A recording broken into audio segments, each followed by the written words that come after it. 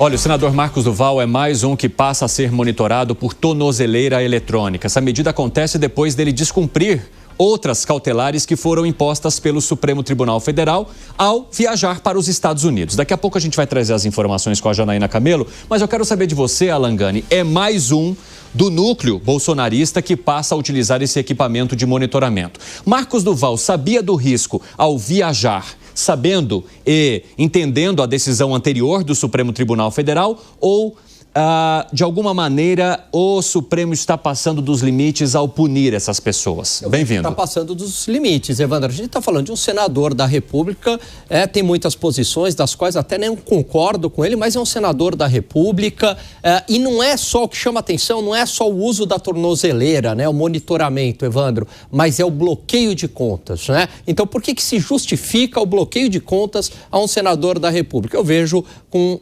medidas aí autoritárias e excessivas. Ô Piperno, eu refaço a pergunta para você. Marcos Duval já sabia que não poderia deixar o país sem autorização do Supremo Tribunal Federal. Fez esse pedido e esse pedido foi negado pelo ministro Alexandre de Moraes. Mesmo assim, Marcos Duval vai lá e viaja. Passa pouco mais de uma semana nos Estados Unidos por meio do passaporte diplomático. Ao voltar, tem, então, mais sanções. Um adendo feito pelo ministro do Supremo Tribunal Federal, Alexandre de Moraes. Quem está errado nessa história? Quem desrespeitou decisão judicial. Ora, havia limitação? Sim, ele sabia disso, é óbvio. Tanto que ele entregou um dos passaportes. Agora, ele não revelou ao STF que ele tinha um outro. E viajou, e no primeiro dia, inclusive, logo que foi constatada a viagem dele, né? Ele, inclusive, enfim, fez lá uma publicação dizendo que, tá vendo, só pegaram o outro, mas eu tenho um passaporte diplomático e tal. Então, pera lá, vejam, é óbvio que isso é uma medida muito grave, é algo que vai dar muita repercussão, sem dúvida nenhuma, mas vejam só, havia uma determinação judicial que foi desrespeitada. Então, quem desrespeita uma decisão judicial sabe que vai ter consequência. E outra coisa, para quem imaginava que de alguma forma o ministro Alexandre Moraes se deixou intimidar por tudo que aconteceu na semana passada, pode tirar o cavalinho da chuva. Vamos saber mais informações sobre a decisão do ministro com a Janaína Camelo, que já está conosco aqui ao vivo. Jana, conta pra gente, bem-vinda. Muito boa tarde, Evandro. Pois é, o ministro, ele determinou agora, ele efetivamente ali disse que Marcos Duval deve devolver o passaporte diplomático dele, né? Determinou o cancelamento desse passaporte diplomático.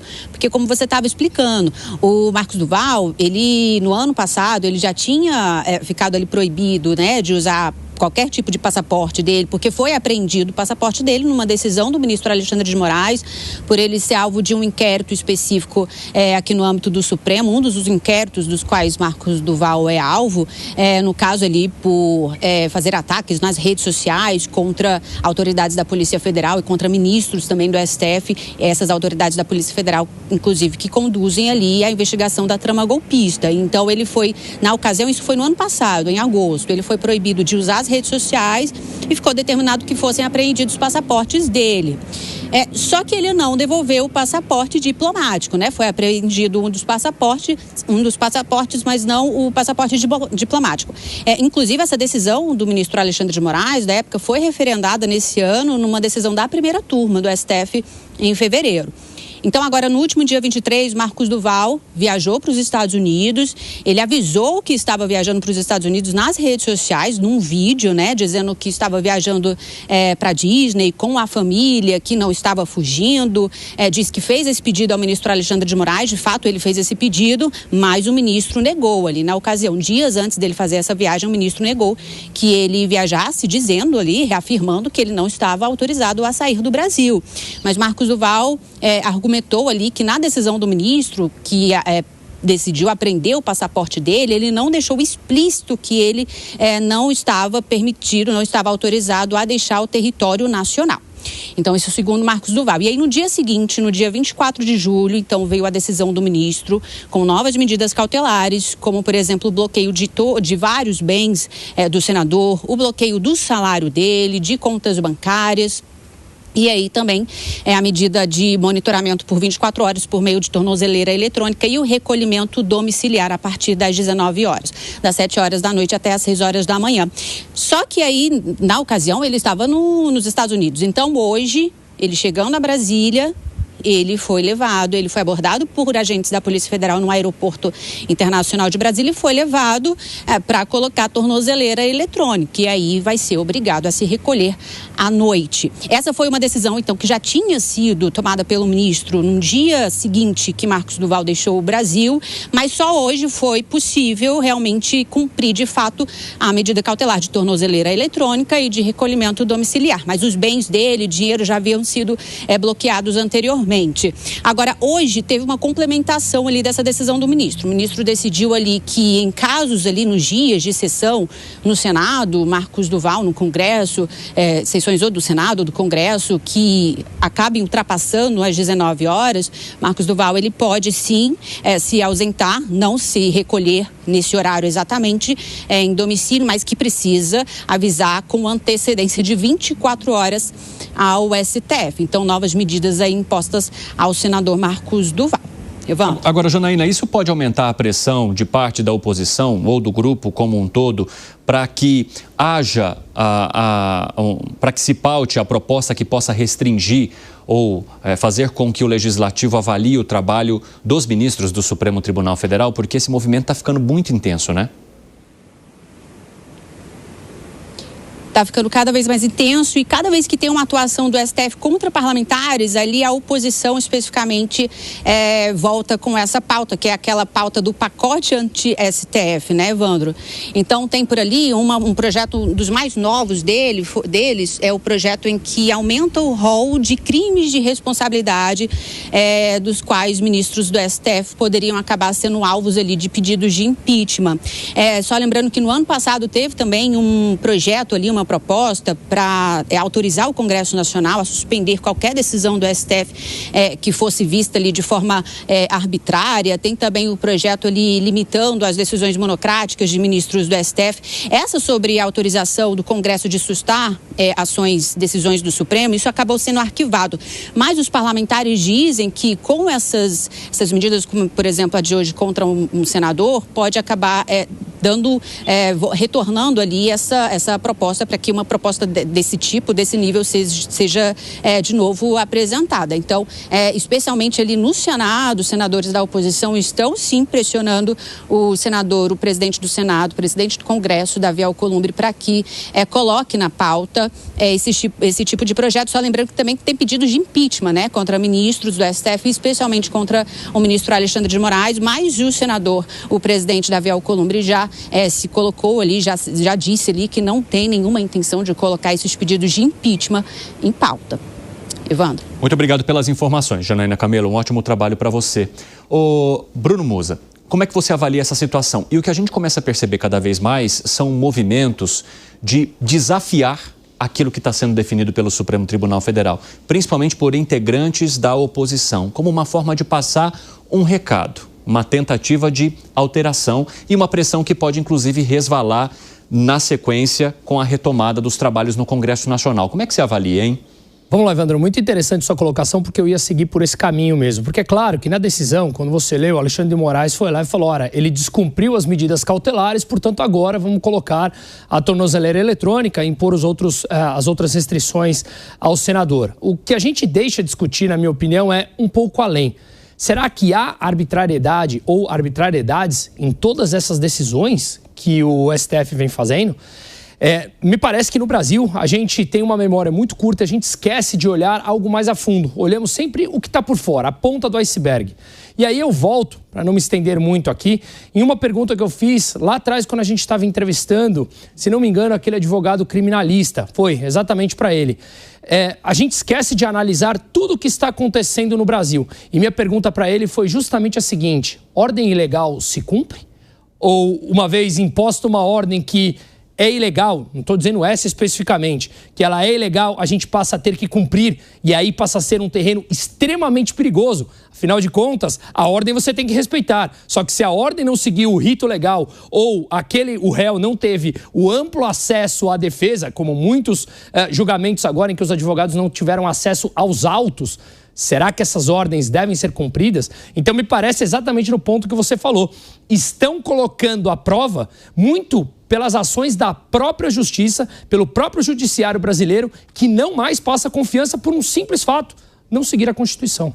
Eu quero saber de você, Zé Maria Trindade, que já está conosco também, e boa tarde, se isso também não pode fazer com que cada vez mais casos de desobediência aconteçam, deste ou do outro lado. Boa tarde. A desobediência civil, ela tem reflexos e consequências, né? Muito boa tarde, Cine, boa tarde aos colegas aqui de bancada. Olha, eu estava conversando hoje com um colega, jornalista também de muito tempo, né? E me veio aquela famosa dúvida machadiana, né? Mudou o Natal ou mudei eu? Eu tenho a impressão que o Ulisses Guimarães jamais imaginou alguém colocar uma tornozeleira eletrônica num senador da República. Isto é muito grave, mas não é pouco grave, não. É muito grave. E por que isso? Porque mostra que tem alguma coisa errada. Ou ordens contra o legislativo, que a gente gosta ou não gosta do determinado parlamentar, mas ele é um representante, recebeu votos, inclusive ele é uma prova de que se vota em pelo amor de Deus, né? Mas, enfim, ele é um senador da República em pleno exercício do mandato parlamentar. E passou por esse constrangimento, primeiro, de ser impedido de sair do país. Saiu. Segundo, chegar no aeroporto e encontraram alguém com uma tornozeleira eletrônica nas mãos. Ele resistiu, no final aceitou. Mas, enfim, mais do que isso. Condenado a ficar em casa, né, como se estivesse em prisão domiciliar e com autorização de ali sair, voltar ou votar, nos casos depois das 19 horas que o Senado funcione, né, e voltar para casa. Isso é uma humilhação. Eu entendo o seguinte, que o Senado não deveria permitir uma situação assim. Se existe um integrante da mais alta corte do Legislativo, da Casa Alta chamada, representação dos estados, é onde cada estado tem 3 senadores, para se ter uma ideia da vontade do Constituinte de colocar o Senado num patamar especial. Se o Senado conclui que ele não tem, vamos dizer, condições para ser senadores, né, ou seja, decoro, tem que caçar. Agora, se não caçar, tem que proteger, porque significa o povo, significa a representação popular. Eu conversava há 15 dias com um senador sobre uma mudança no artigo 53. O Constituinte, né, que foram os deputados e senadores de forma unicameral que fizeram uma Constituição, definiram o seguinte, que o Supremo Tribunal Federal é o foro, né, especial dos deputados e senadores. Mas o processo só poderia ser aberto se houvesse a autorização do Senado. Está lá, no texto original da Constituição. Como o Senado e a Câmara nunca davam autorização, o Supremo não processava ninguém.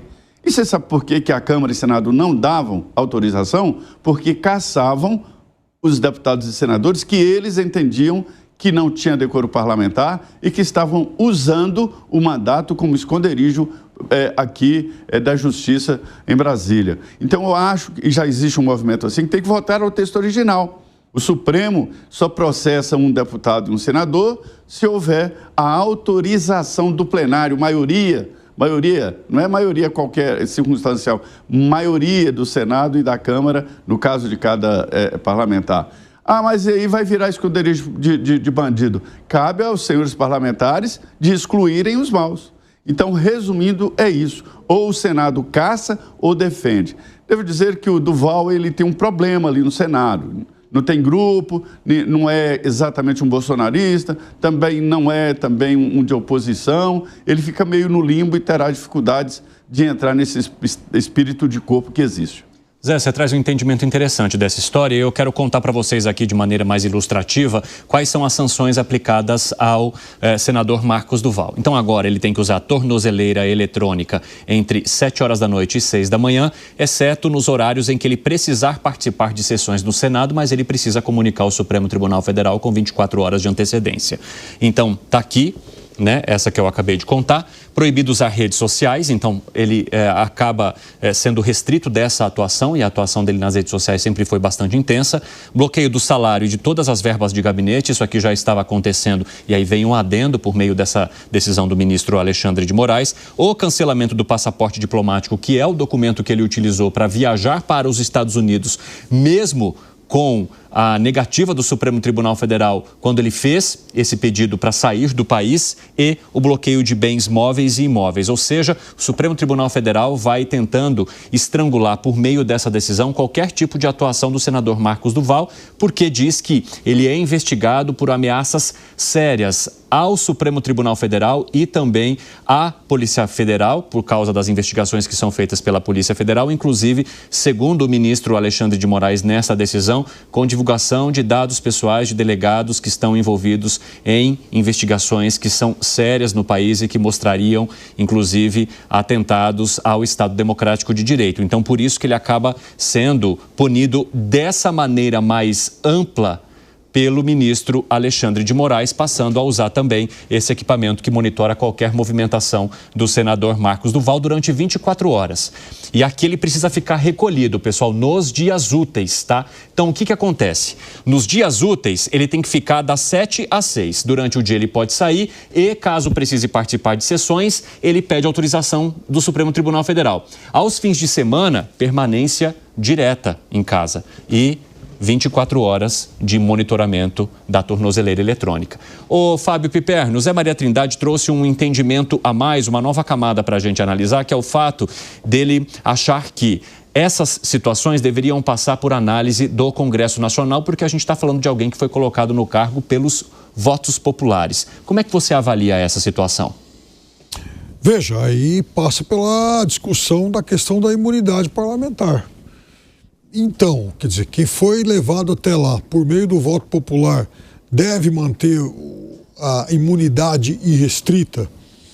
Eu tenho muita dúvida em relação a isso. Aliás, foi um tema que já discutimos várias vezes aqui e muito se criticou, aqui mesmo nesse programa, o fato de que no Brasil tantas autoridades têm o direito à imunidade, tá?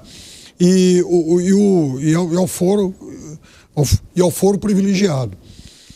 Então, o país precisa, né, enfim, discutir claramente quais são os limites dessa imunidade. Se essa imunidade vai continuar permitindo, por exemplo, que o acusado escape do braço da lei. Agora, vale também a gente lembrar que o senador Marcos Duval é uma pessoa de declarações e atitudes, no mínimo, controversas, né? Lembra que o ano passado, no final de 23... ele revelou que ele tinha participado da elaboração de um golpe militar ao lado de de um golpe de Estado ao lado de Daniel Silveira, do presidente Bolsonaro.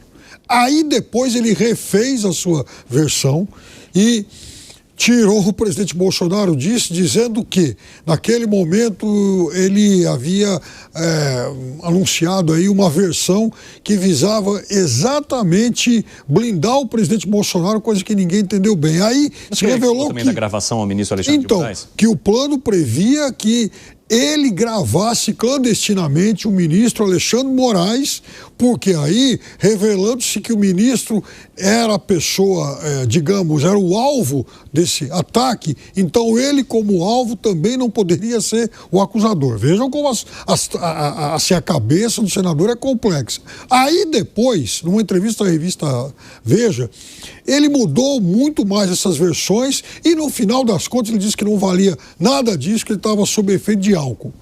Então, em qual senador Marcos Duval a gente vai, de fato, acreditar? Arremate, Gani. Não, olha só, ele é uma figura bastante controversa, mas isso não justifica também essas medidas. E pegando um gancho aqui no que o Piperno falou sobre imunidade parlamentar não é algo de benefício do parlamentar, não é um privilégio do parlamentar. Na verdade, é uma prerrogativa da população brasileira, que é uma proteção ao parlamentar, para que o parlamentar fale os anseios da população brasileira, né, sem nenhum tipo de filtro e restrição. Se a gente for no sentido de acabar com a imunidade parlamentar, no que tange a liberdade de expressão do parlamentar, e a gente começar a criminalizar opiniões, inclusive de parlamentares, a gente pode ir para um caminho bastante perigoso. Que foi, Piperno? Quer acrescentar algo? Rapidinho. Aí, quanto à liberdade de expressão, eu concordo com você. Quando um parlamentar, em compensação, ele admite que pensou num plano para gravar clandestinamente um ministro do STF, uma autoridade qualquer, aí eu acho que sai do escopo da liberdade de expressão. Perfeito, mas isso também não justifica a imposição da tornozeleira eletrônica, nem tudo o que está acontecendo agora, que eu acho que esse é o grande ponto que o Alan Gana trouxe. Ser controverso ou não, pensar num plano, você pode concordar ou discordar, mas não o coloca na condição de colocá-lo como uma tornozeleira eletrônica e todas as imposições. E isso está banalizado no Brasil, hein? Eu acho que desde a pandemia, termos, formas de você adjetivar as pessoas, colocando, de repente, ou fazendo assimilações dele com um contexto histórico que nada tem a ver. Não, Marcos Duval, tudo. Eu acredito que a justiça e os adjetivos, depois da pandemia, estão praticamente banalizados. E talvez seja por isso que essas decisões começam a perder, digamos, entre aspas, legitimidade.